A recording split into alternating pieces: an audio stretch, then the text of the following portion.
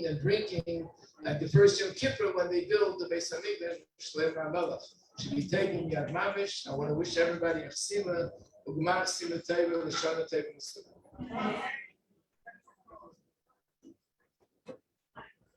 Thank you so much, Rabbi Majeski, and I'm sure everyone here and all of your Talmidos all around the world wish you a good Gebench Yar, and that your entire family and also your spiritual children all over the world should have a good Gebench Yar.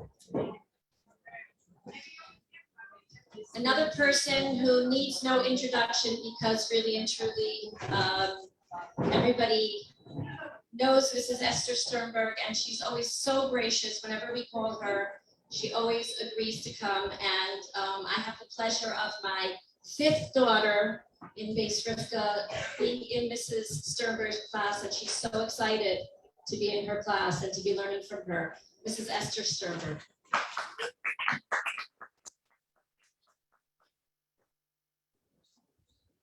Hello, everybody. Oh, okay.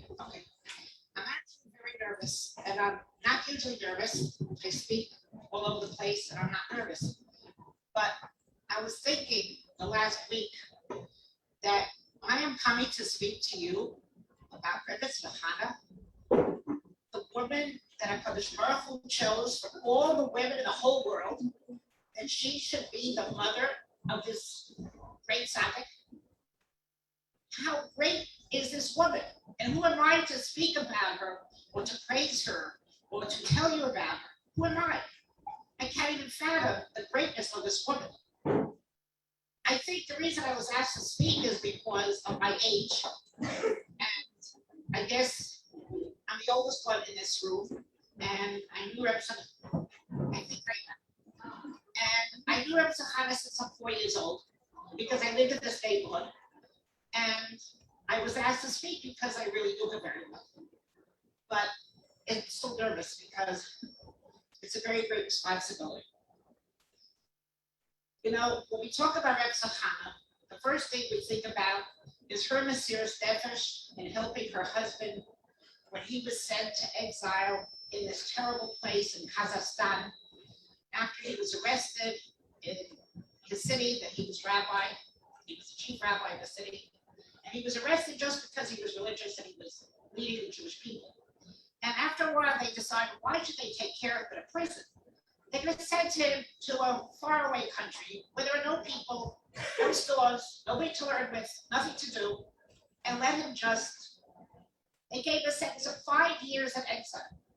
And they sent him to this terrible place in Kazakhstan. It happens to be very, very far away. I don't know if you people know where it is. But I have to big up so I can tell you, and I just looked it up on the map before I came here. It actually borders China. And that's where they sent him. And they didn't send him to the capital. They sent him to a little city called Chile, not Chile like South America, but Chile. There was nothing there. Nothing grew there. There were no people. There were no stores. And they just sent him there to suffer. Rebbe Tzachana didn't have to go there. She was not exiled. But of course, she realized that she has to help her husband. So she had the tremendous mesiras nefesh to go to this very faraway place.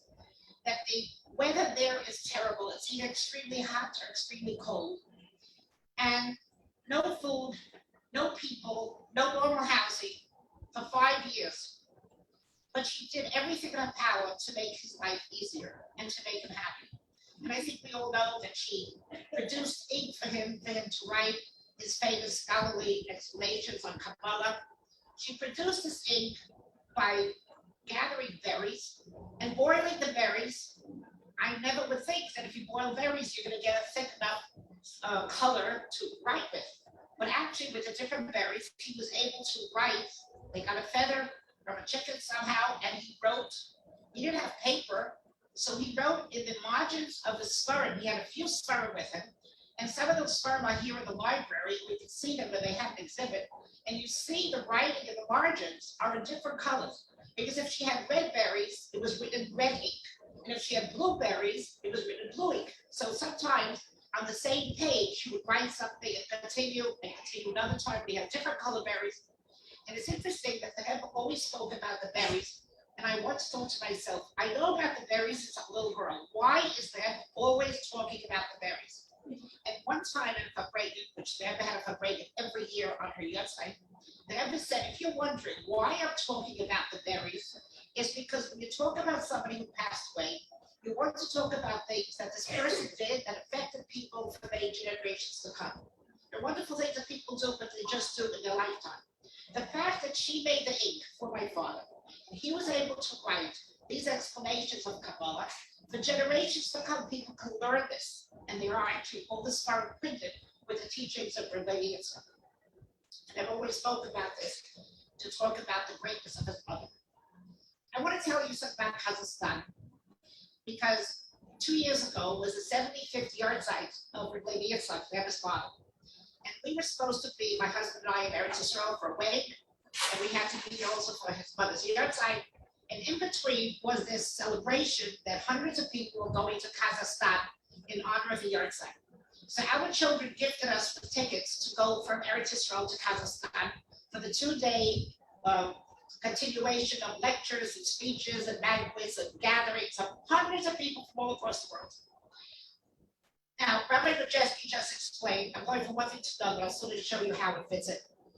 That Rebbe Hannah's name, Hannah, are comprised of 3 letters that make up the 3 special mitzvahs of the women. So I'm going to tell you something very interesting about a mitzvah of Hanukkah Steris, about lighting Shabbos candles, in connection with Kazakhstan, where Rebbe Hannah was. So we were leaving from Eretz Yisrael, and we had a connecting flight in Kiev.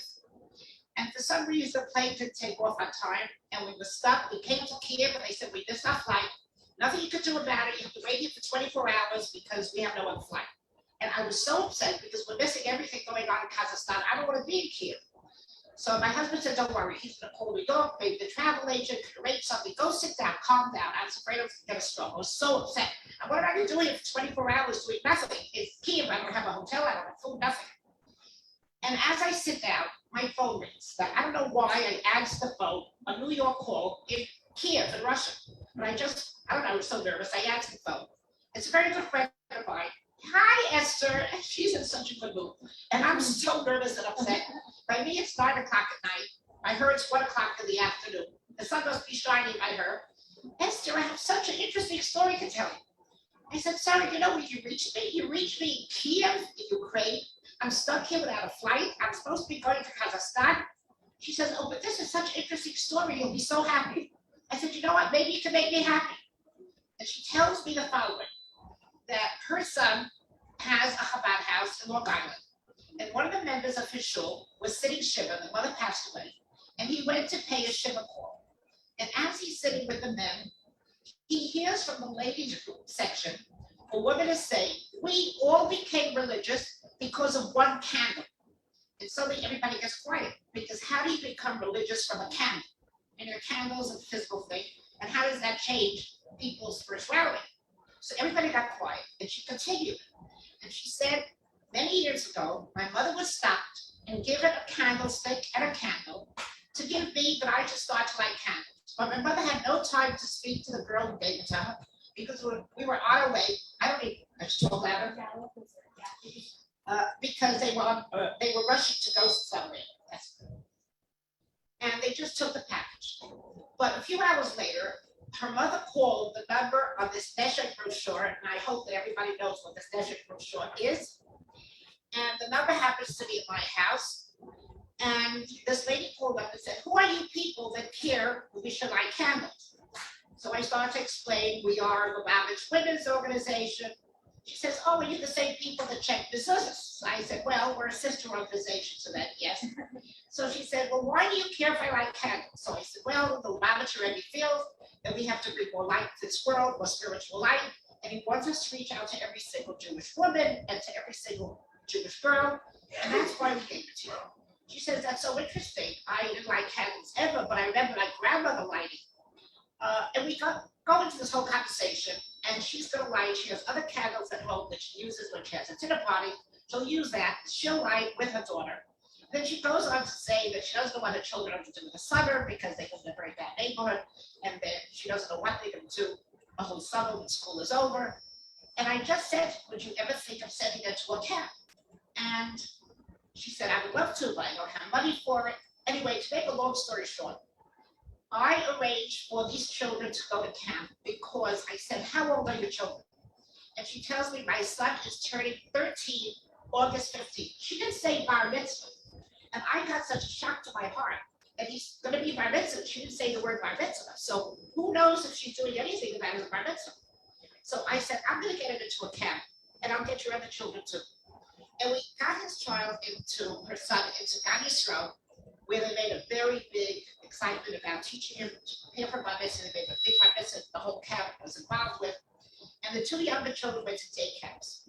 I was in touch with this woman on the phone. Every once in a while, she would call me and ask me some more questions about keeping kosher, and she started to be interested more in Yiddishkeit. And then she calls me up one day. She says, I have a terrible problem. My children don't want to go back to public school because they were in these Jewish camps, and they're so used to Jewish environment that say blessings every minute, whatever they eat or whatever they do. I don't know what to do. They don't want to go back to public school. So I said, we're going to try to get them into yeshivas. And it must have been the year that Rebbe said, Shnasa Chinuch, the year of Jewish education. And somehow there was an organization that helped us get the children in yeshiva. The mother moved to a Jewish neighborhood. The children went to yeshiva. And the rest of the story is history. Because this woman, the daughter of this lady who called me all those years ago, is married, wears a sheitel, has grandchildren who go to Chabad school in Chicago.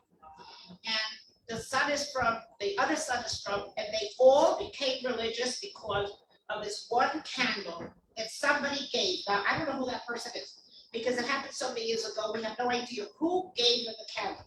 But because of this one candle, the whole family became from. So I was very excited, it was very uplifting, and right after this phone call, I got word that we have another flight that will take us to Kazakhstan, and we will be there in time. We came to Kazakhstan. We were very, very depressed because we saw, first of all, how far away it is. I don't know if anybody knows. It's said from Asia, it's right near China. I just looked it up on the map before I came here. This city borders on China. Imagine that the Rebbitzin and her husband were sent to a faraway place. There were no Jewish people there, just to suffer. And we came there and we saw where Lady Yitzhak, the father of Eb, is buried. It's a non-Jewish cemetery because that was the only cemetery they had. Very in ruins, very dilapidated. We had to be careful walking there. We shouldn't fall or break our necks. And there were hundreds of people who came from all over the world to give honor to Lady Yitzhak. It was a very beautiful gathering of so many people. They had a lot of lectures. We learned a lot about the teachings of Reb Leivik. We spoke a lot about Reb Zechana, about what she did to help her husband.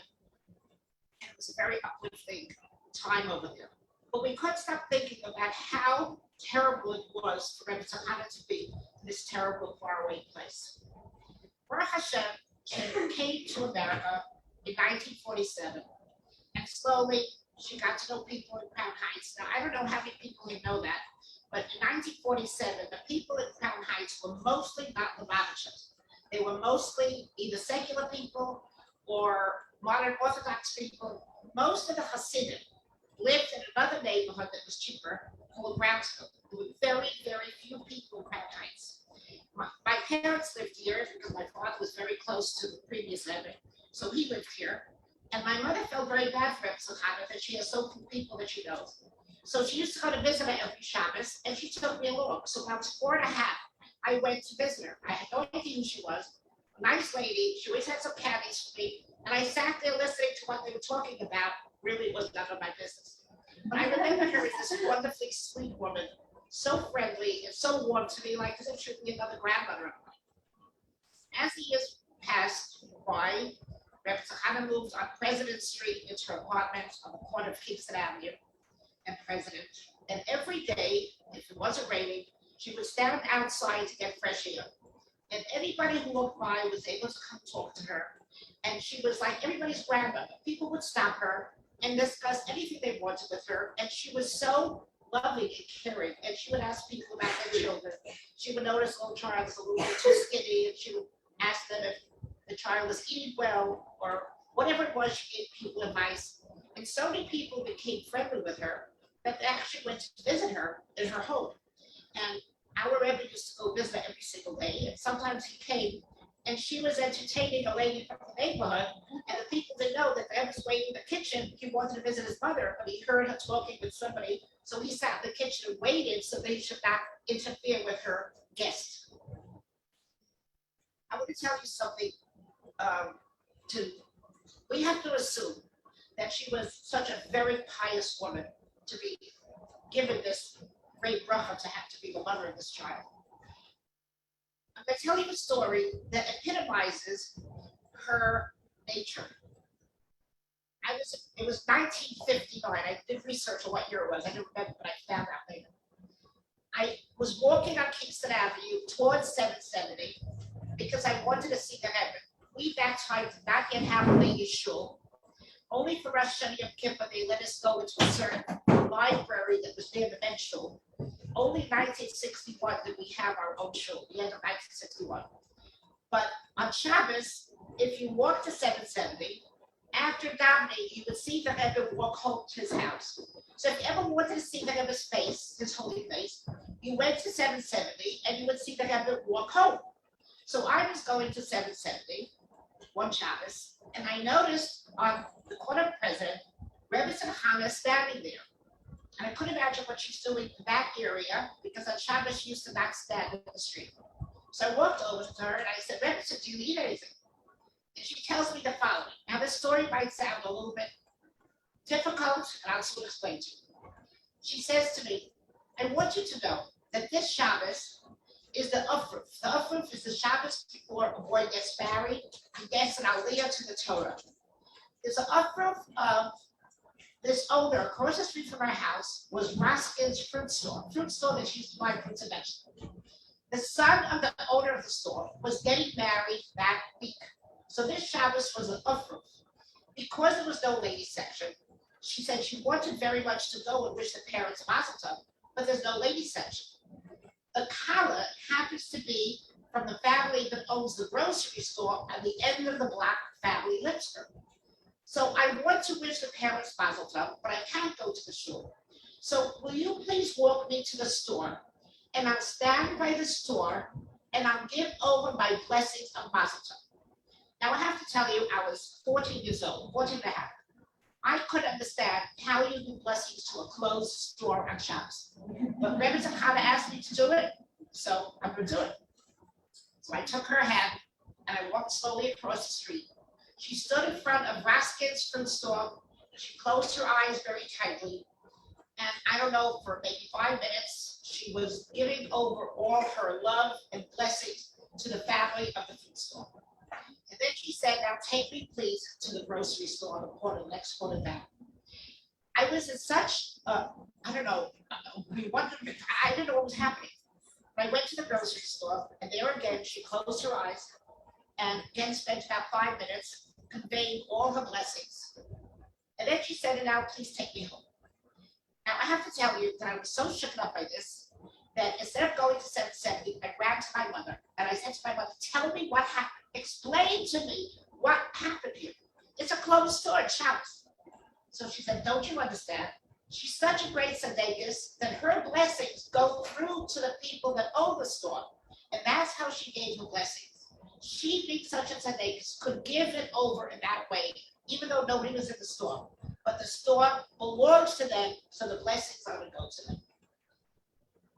I'm telling you that story because I want you to understand that was her personality. She loved people, she wanted to bless people, she wanted to help people, and she had a very strong power. I wrote down a few things I shouldn't forget because I go on and on. I want to tell you that I was very fortunate that one day, the year before this story happened, as I was walking to shul on Rosh Hashanah, a lady who usually would take Rebbe Hannah to shul says to me, Esther, could you do me a favor? I really should be picking up Rebbe Hannah at 11 o'clock to take to shul, but I would rather daven. So would you mind picking her up? She knows you. She'll let you in. And I said, I should have said I want to daven myself, but I figured I'll daven at home because it's such an honor to take Rebbe Hannah to shul. So I agreed. When I came to her house, She had a little peephole in the door to see who's knocking on the door. She recognized me, she let me in. And she told me, now I'll get dressed and sit in the dining room. I sat down in the dining room and I saw a telegram that was open. And it was laying there right in front of me, so I just read it because it was just laying there. And it was a telegram that was supposedly from her son that lived in Liverpool, England, that unfortunately had passed away years ago. But our Rebbe did not want her to know that her son passed away so tragically. So he kept it a secret from her. And he arranged that a telegram should arrive to her every year before every Yom Tov. And it was written as if it came from Liverpool, England. It was signed by the son that passed away, by his wife and his daughter. And every year she would get these telegrams, assuming that it was from her son. The Rebbe did not want her to suffer. And the Rebbe did all kinds of things that she should not find out, and she should think that the brother was alive. I then took her to 770, and I felt that I'm the greatest person in the world that I can accompany her to shul. The last year of her life, the first day of Rosh Hashanah, she went to shul, and everything was fine. I had no idea that something was going to happen a few days later. I went the second day, and she, through the peephole, said, Esther, I'm not going to shul today. I don't feel well. I said, oh, Rebbe, somebody stay with you. She said, no, I have a companion. You go to shul. I was pregnant then, and she wanted me to go to shul. And she said she has somebody with her. And I didn't realize it could be something that this is the last time that I'm going to see her or talk to her. So this was the second day, Vov Tishrei. And on Shabbos, Vov Tishrei, I was at the Farbrengen. And I remember the doctor, Dr. Zelikson, the doctor, Hasidic doctor, walking over to the Rebbe, obviously telling the Rebbe that the situation is not so good. And the Rebbe told him to say L'chaim. The Rebbe continued the Farbrengen, and I guess the reason for that is a very esoteric reason that he was hoping through the Farbrengen to perhaps help her or ease something. And he continued the Farbrengen until he died of Mincha, and then he was told that the matzah got worse, and he went to her house, then they went to the hospital. I remember that at home we were very nervous, and the minute Shabbos was over, I called the hospital. Those days, they gave you information. If you called, you asked the patient's condition, they could tell you. Today they don't, but then they did. And I remember saying, could you tell me the condition? And they said, well, who are you? I said, I'm a cousin. And then they said, well, if you're a cousin, you should know what happened. And I readily understood that if I should know what happened, happened. I remember being so broken, I couldn't sleep the whole night. I ran to the Rebbe's house because I heard that they were doing the preparation for the burial in the house. And I knew the funeral was starting from the house. So I went very early. I should be very close. I don't know why I did that retrospect. I shouldn't have done it because when I saw the Rebbe, the look on his face was so terrible. I should not have seen it. I should not have pushed to be there right in front because it was so terrible. I'll never forget. Imagine how he felt when he lost his mother. But the Rebbe didn't just keep his misery to himself or his sadness to himself. He asked us that we should please do something for his mother. And the Rebbe explained that when the neshama goes to heaven, it's very good there. The neshama has everything wonderful. There's one thing that's missing. They cannot do mitzvahs in heaven. You can only do mitzvahs on this earth. And the neshama misses doing the mitzvahs. And the Rebbe said that the neshama actually wants to come back to this earth to do mitzvahs, but of course they can't. So what can we do? We can do mitzvahs in the merit of this person, in honor of this person, and that person gets the happiness and feels that it's being done in her merit, in the person's merit, and they get a very big happiness. So he begged us that we should take these three mitzvahs that spell out her name.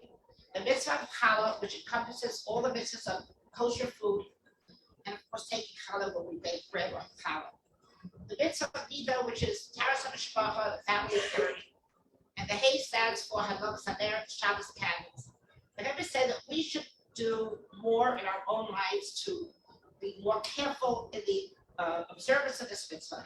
And we should try to reach out to other people. Now, of course, this was 1964, and the campaigns, all the various mitzvahs first started in 1974. So we did whatever we can to reach out to other people. And of course, we did a lot of learning for ourselves, how we could be more careful in our own observance of these mitzvahs. We understood that each one of these mitzvahs are very important for the Jewish home, for the continuation of the Jewish people.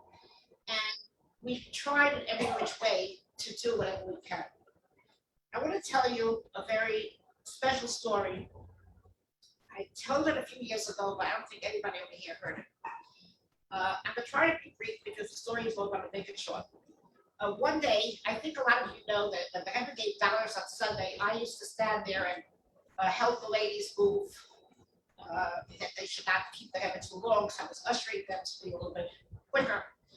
And it was a very difficult job because I was on my feet for many, many hours, but I was very excited to do it, so I never complained. I remember coming home one Sunday. It must have been in the middle of the summer. My children were in camp, and I was sort of free to rest. And I get a phone call, and a lady's on the phone, hysterical. Hello, is this Lubavitch? Is this Lubavitch? I said, yes. What is it? And she's so nervous. She says, well, you see, I have to go to the mikveh today for the first time in my life. And I have a phone number, and the mikveh is closed. And I don't know what to do. Could you please help me? And she's so hysterical. I said, please calm down. I promise I'm going to find you a mikveh. She says, please. So I said, where do you live? And she said she lives, it's actually 20 minutes from here in Canarsie. I said, well, that's not a problem. I'm going to find you a mikveh. I don't know why you think the number doesn't answer. Maybe you have a wrong number because every mikveh should be open at this hour. So she said, no, they don't answer. So I said, do you happen to know where Eastern Parkway in Kingston is? She says, well, I was by the Rebbe today to get $1 by the Lubavitcher Rebbe. I said, oh, so just a block away we have a mikveh. Oh, but I can't go there because I don't know anybody. How can I go there? So I said, well, you said it's the first time in your life, so you don't know anybody anywhere, so what's the difference? But and she's so nervous. I said, tell me, if I meet you, and if I take you, would that help you? She said, would you do that? I said, yes, if you could calm down, just calm down, please. I saw she's so nervous. I saw her voice. This lady's not 20 years old. She's not even 30 years old. I saw her voice, and she's older, and I couldn't understand the whole story. Anyway, we made up quickly. Before I hung up, I said, just a minute, you have to have preparation. You can't just go. She says, no, I've been learning for 2 months. And she tells me the name of who she's been learning with. Happens to be my niece, that has my maiden name. So I said, oh, that's so funny. She's my niece, she has my maiden name. She says, yes, I'm calling her, but she's not home. And I wanted her to help me. I said, don't worry, I'll take care of her. I took her and I met her. I saw she looks at least 40, 45. I don't know why this is the first time in her life. Didn't ask her. I took her, they took care of her. She came out and thanked me so much. End of story. The next day, she calls me up. She says, hi, I'm the lady you took yesterday. My name is Hannah Meir. She has an Israeli accent. And I said, oh, Hannah, just thank you so much. She told me how happy she was, how special it was. I said, Hannah, my dear, could you tell me, why is it that this is the first time in your life that you're going to mikveh? Like, she's not so young. So she says, well, let me tell you a story. I'm married for 22 years, and I never had a child. We tried everything. And one day, she's an Israeli woman. She tells me she was completely secular. She only went to shul on Yom Kippur. Her husband didn't even know Yom Kippur. She didn't know anything about the Lubavitcher Rebbe. She didn't know anything about religious people. Even though she lived in Canarsie, she's not so far. And one day, she was looking at this Hebrew language newspaper, and there was an advertisement for a Chabad house in Queens that's specifically for Israeli Hebrew-speaking people. And she sees there's a whole ad that they have classes and they have all kinds of activities. And then on the bottom it says, if you need a blessing from the Lubavitcher Rebbe, write to the Rebbe at 770 Eastern Parkway. So she decided, what could she lose? She's going to ask for a blessing. So she writes a letter asking for a blessing and writes to Lubavitcher Rebbe, but she sends it by accident to the address in Queens to this Chabad house. They get the letter. They see it's a letter to the Rebbe. They send it by mail to 770 Eastern Parkway. Nobody spoke to the Rebbe. Nobody begged the Rebbe for her. The letter went by mail from one place to another. The Rebbe got the letter, and the Rebbe said that if she keeps the mitzvah of Taras Mishpacha, which is family purity, she'll be blessed with a child. So the letter was sent back to the Chabad house in Queens. They saw it doesn't belong to them, so they sent it to a Chabad house in Canarsie. They didn't know her because she never went to a Chabad house. So they looked up her address and they called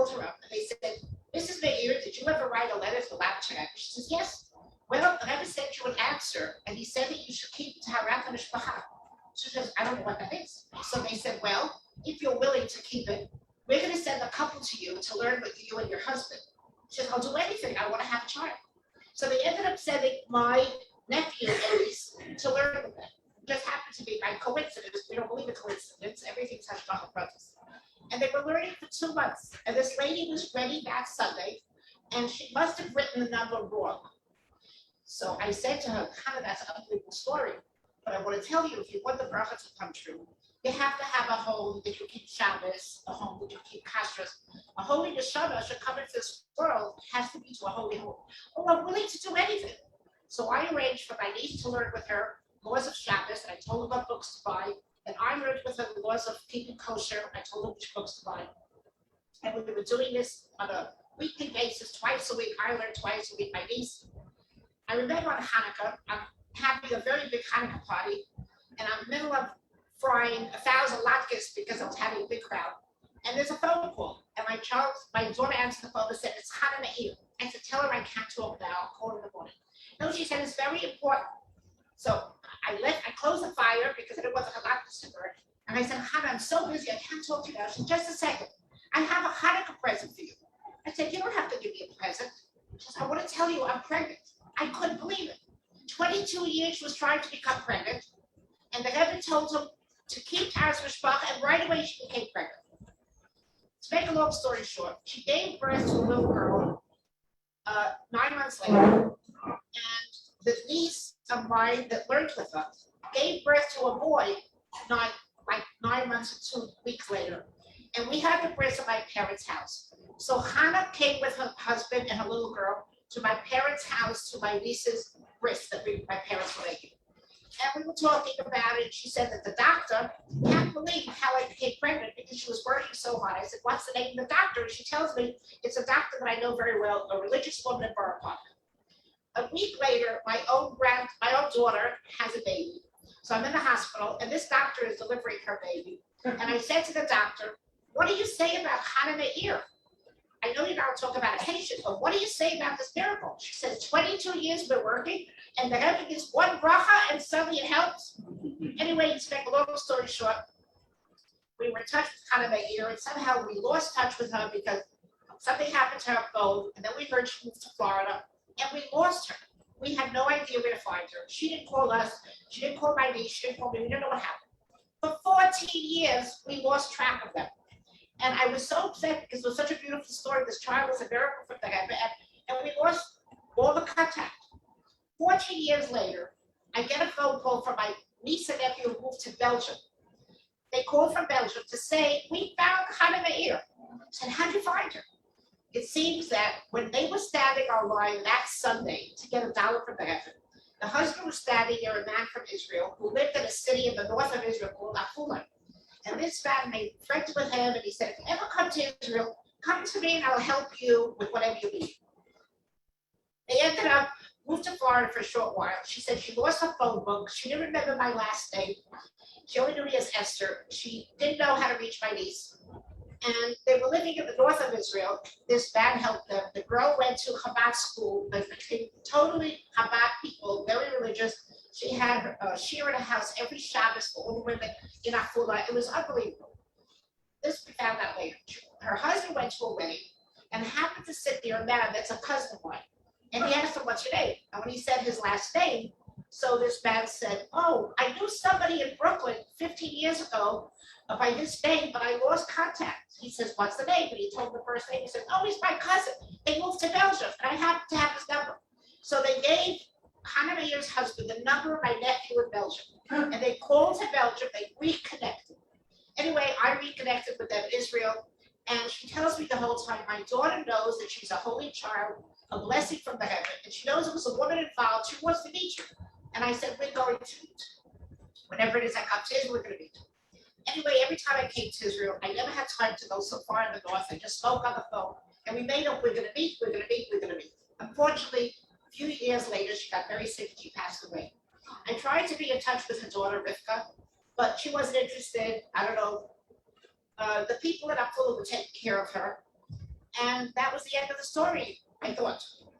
Anyway, years go by, and one time I was called to come to Israel to speak a group of women, about 500 women, were going to spend a Shabbos in a hotel that was honoring Reb Chaya Mushka for her yard site.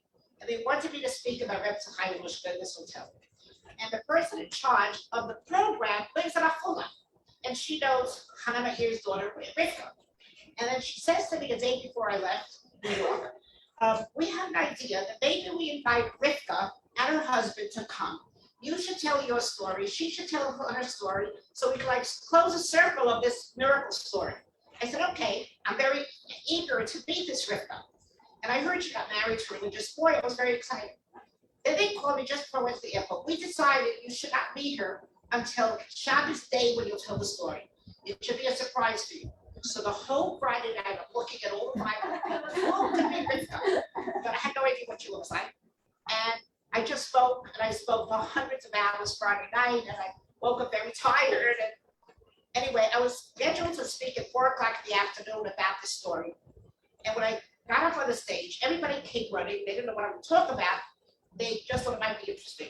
I said, ladies, something is going to happen here today that never happened in the world before. Everybody got so, what's going to happen that I know that never happened in the world before? I didn't tell them what. And I started to tell the story about Hannah Mahir. And just as I'm about to finish about that she had this baby girl, they bring up Rivka, who was dressed, she looked like a malach. She wore a white dress, and she covers her hair completely with a white scarf. And she looked so sweet and so able and so fine. And she was crying when she heard the story. She started to tell her part of the story. And what happened was, what I said, what's going to happen here that never happened before is I'm going to meet this woman that I never met before. So that was a surprise. And she started to talk, and she cried so much that she just had to get off the stage. And we both just left with such emotions that everybody in the audience was crying because they saw proof of this girl who knows that she's a real miracle baby.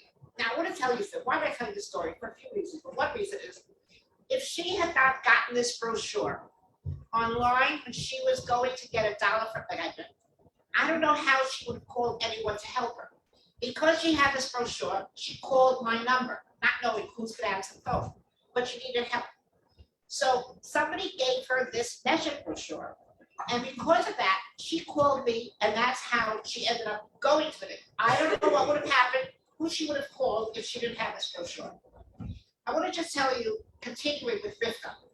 Rivka married this wonderfully sweet religious boy that loves to learn, and he learns in the Ma'arat HaMachpelah is a kalim, and he learns in the kalim. And that night, after Shabbos, I told her I brought $1 from the Rebbe to give her a present.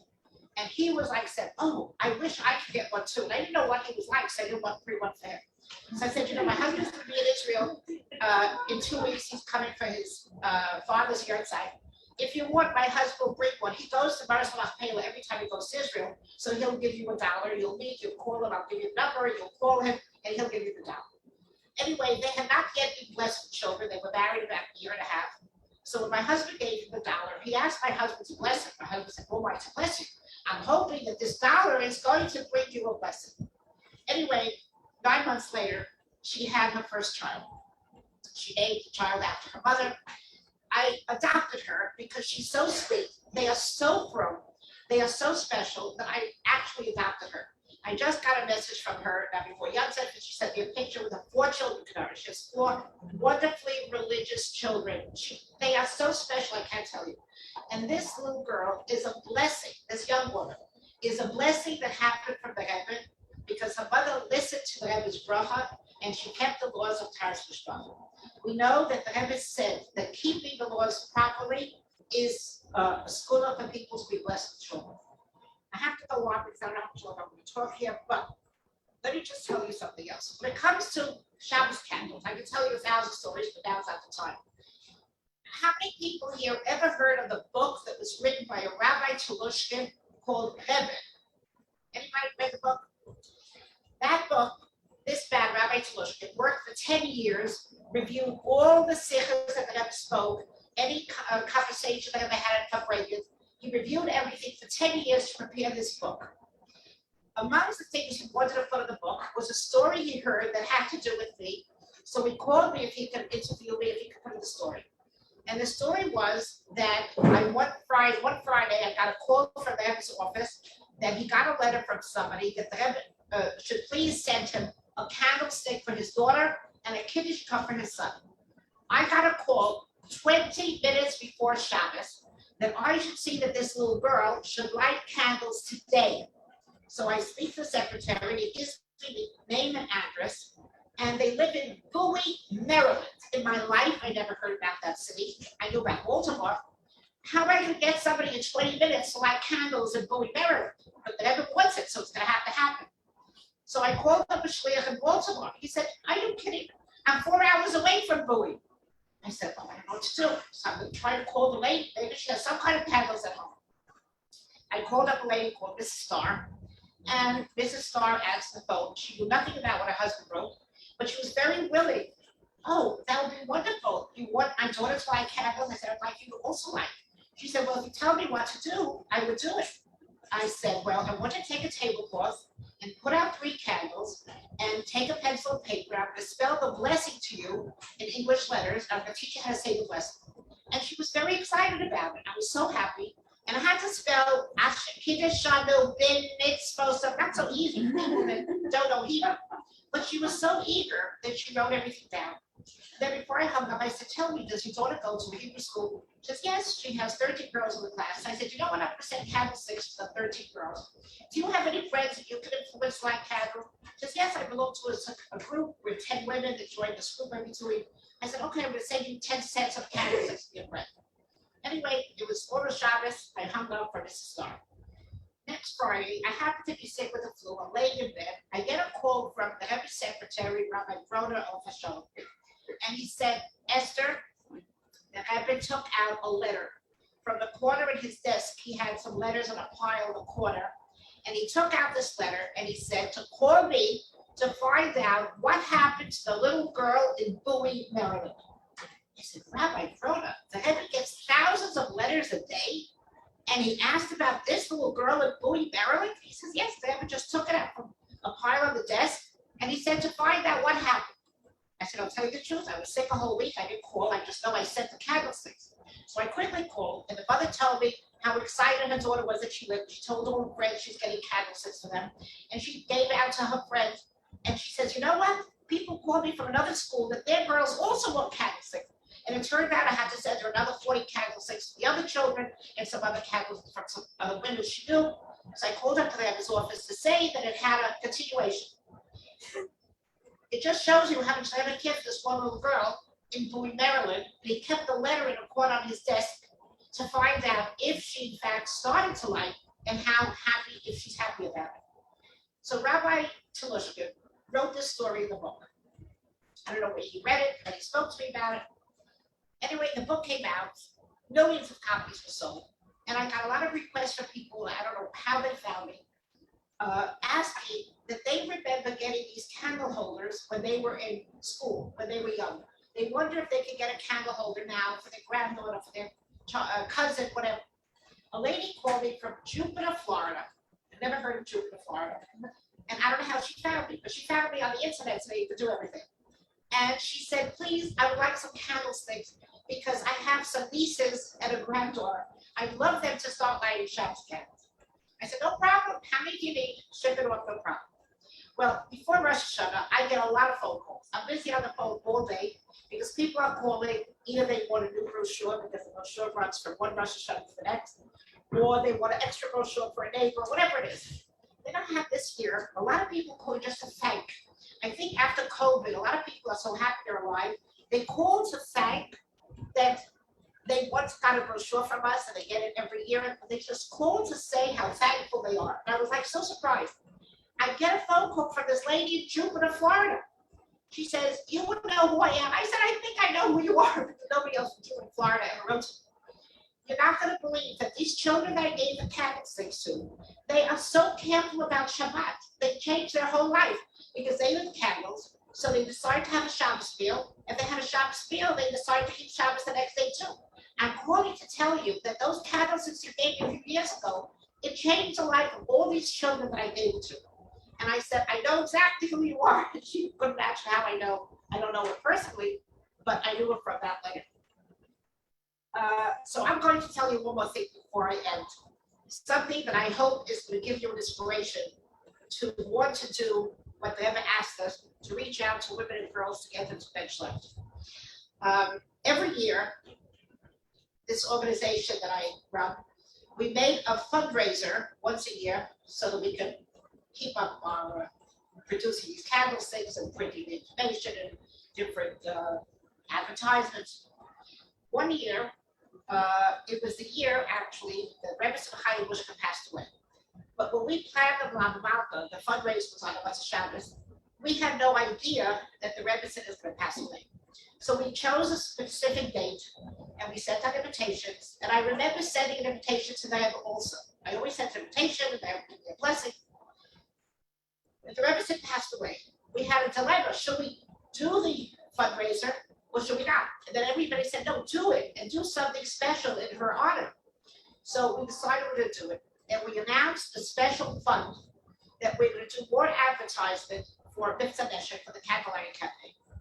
Now, I did not write to the Rebbe because we did it because I couldn't write to the Rebbe during the time of Shiva. But somebody told the Rebbe about it. I don't know who. I just know that 2 days after the Rebbe got up for Shiva was Rosh Chodesh Adar.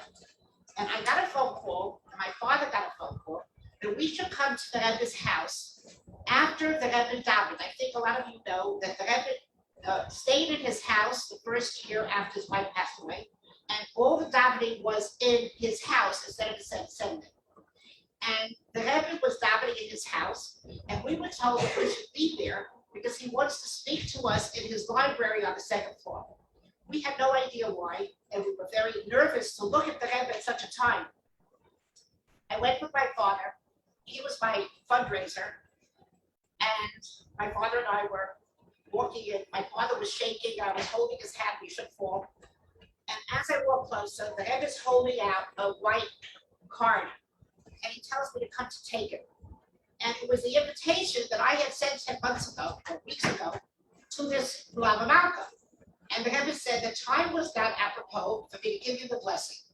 But because I heard that you made a special fund on the name of the Nifteris means the woman who passed away, and I got such chills when the Rebbe was talking about his wife that way, I want to give you my contribution for more success in this campaign.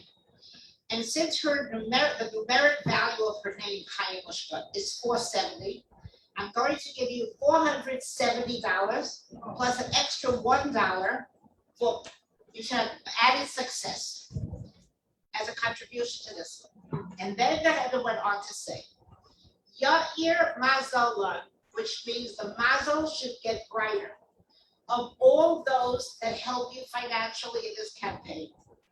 Ya'ir Mazalon, the mazel should get brighter, of all those that go out and try to influence others to light Shabbos candles. And Ya'ir Mazalon, of all those that start to light candles as a result of this campaign. I remember that we were so moved by that because everyone's blessing anybody that helps promote this campaign, either by going out themselves and speaking to people or giving us money or whatever they're doing, that their mazel will get brighter. How much more wonderful could that be as a blessing? So I wanted to just share that with you and tell you that the Rebbe gave this bracha to every single one that has anything to do with this campaign. And I would suggest that everybody make sure to have this in their pocketbook. When you go in the street, you never know who you could meet, you never know who you could bump into, and just see if they're going to want to light candles. Now, sometimes the person is not interested. Sometimes they can say, I'm not interested. But you can never know when they will be interested. We have so many stories like that they're not interested, and later they were interested, and it changed their life. Just to tell you one more tiny thing. What did we do with this money? We reached out to somebody who was very rich, and he wanted the money, and he bought it for the opportunity that he should do whatever we do with this campaign. We had spoken to a public relations man, and he told us that we could buy an ad on the front page of the New York Times, a little ad on the bottom of the front page of the New York Times. And this man was very eager to fund it by taking the $470 from the Evan's Holy Money, and he funded us for more than $47,000. I don't know how much, was so much more. And we ran this ad every Friday for 10 years, every Friday. It was a very small ad on the front page that said Jewish women and girls light Shabbat candles every Friday eve, 18 minutes before sunset. And it told the time of Lichbench, New York, and we had a computerized number for other zip codes. The ad ran for 10 years and we ran out of money. We finished running the ad in 1998, 10 years after we started. The year 2000, that year, happened to be Shabbos. And I don't know how many know about Y2K. If you remember, there was a scare that the computers are not going to know what to do in the 2000. The computers are used to 1900, 1980, 1990. And they warned us that we should prepare water, we should prepare flashlights, because it could be that all the computers are not going to work. And I remember Friday night going to sleep thinking, who knows what's going to be 12 o'clock at night? It could be the whole world is going to rest. Anyway, I woke up in the morning, the lights are on, it's warm, so I think nothing happened. But I'll tell you what happened. Motzei Shabbos, the minute Shabbos was over, my public relations man told me, he said, Esther, did you see New York Times today? I said, I don't look at a newspaper on Shabbos. He said, do you have a way to get it? I said, my mother gets it delivered to the house every day. She lives next door. I'll get it. You have to get it. I said, what's it about? Just get it and call me back. I said, why? He says, first get it. So I ran to my mother's house and brought the New York Times to my house. I call him up. He tells me what to turn to. And there on page, I don't remember, was a full page. There was a dummy of the front page of the New York Times, January 1st, 2100, 100 years from now. And it was a dummy of what's going to happen in 100 years from now on January 1st. It was just something cute that they did. They had all kinds of things about robots and about space stations, about weather stations, all kinds of things that I don't know if they were going to happen. They just made up. But on the bottom of the front of New York Times, our ad appeared exactly the words that we put in, but we didn't put it in. And it had the right time for Lichbench because January 1st, 2100 was going to be on a Friday. So he said, who could have done this? I said, I don't know, for sure, I didn't do it, and you didn't do it. He said, I'm waiting for Monday, I'm going to call the editor-in-chief. How did they do it? So he calls me back Monday, he says, I just spoke to the editor-in-chief. And he said, we worked so hard to figure out what could possibly be in the year 2100. And we thought of all these things, worked on it for 6 months. But one thing we knew, Jewish women and girls will be lighting Shabbat candles.